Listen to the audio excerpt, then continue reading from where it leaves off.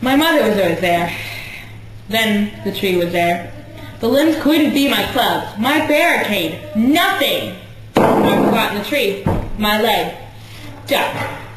The pain searing through my body. Mom? She wasn't there anymore. I remember when I realized that I was the only one that existed. It felt like I created the universe. When I was angry in pain on that tree, I became from an innocent young grendel to seeing the world hurt me. I remember meeting these men while stuck in a tree. These creatures boastfully talked about how they could get rid of the spirit attached to the tree. I doubted their intelligence. While I was stuck in that horrid tree, I saw that the men that surrounded me brought me this horrid creature because I was happy. And then Rothgar threw an axe and left a scar on my body. But you know what? I chose not to let that event make me hate men. Don't cry. Don't worry, Grendel. It doesn't matter in the end. And a billion years from now, it won't matter. Bloody battles, burning buildings, screaming virgins. All this, the foundation of Hrothgar's kingdom. I watched it, all of it. The stupidity of it all. I realized that. Men are stupid. Hrothgar, what a foolish king. He created the meat hawk for me, to be able to kill you here. The growling wolf really more vicious than these men? Was what these humans accomplished really brave, or was it more cowardly? Hrothgar started doing stuff with his people and creating this place of order. He thought he was excluding his enemies, but I wasn't going to let him determine my life. Go. Hrothgar is smart. He sought out gold and is now sitting on it. The Shaper came then. I heard his songs.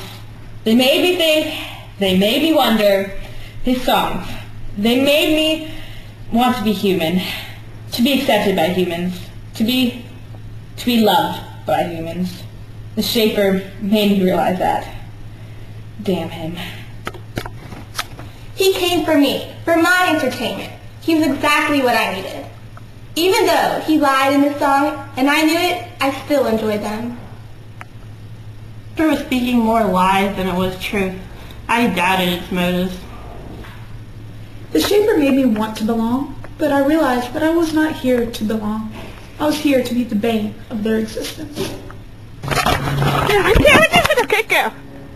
The Shaper saves them, provides an illusion of reality, puts together all their facts with a gluey wine of connectedness. Mere tripe, believe me. Unferth the brave. Unferth the courageous. Unferth the hero. That is how it came to me. A conceited, whiny child. Pitiful.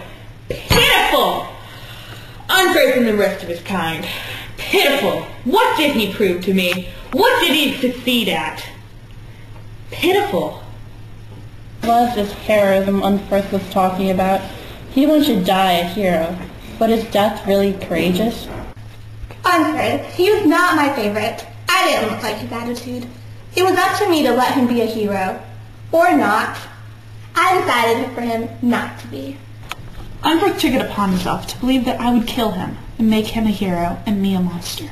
I have a problem with people trying to define my life, so I chose to let him be the weak, pathetic, disgrace of man. A sacrifice doesn't matter. No sacrifice will ever matter.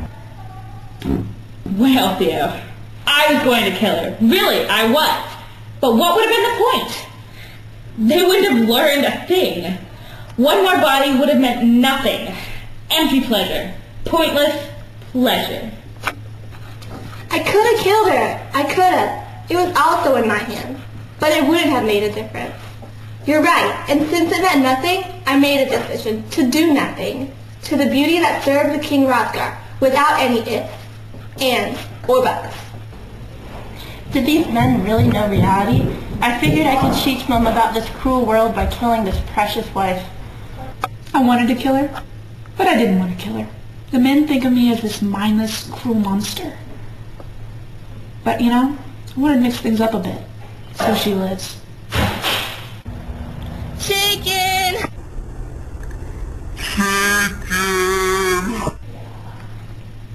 The stranger arrives in his boat, and we fight. He tricked me, and we fight. I meant to rip off his limbs, crush his skull with my teeth, drink his blood, and we fight.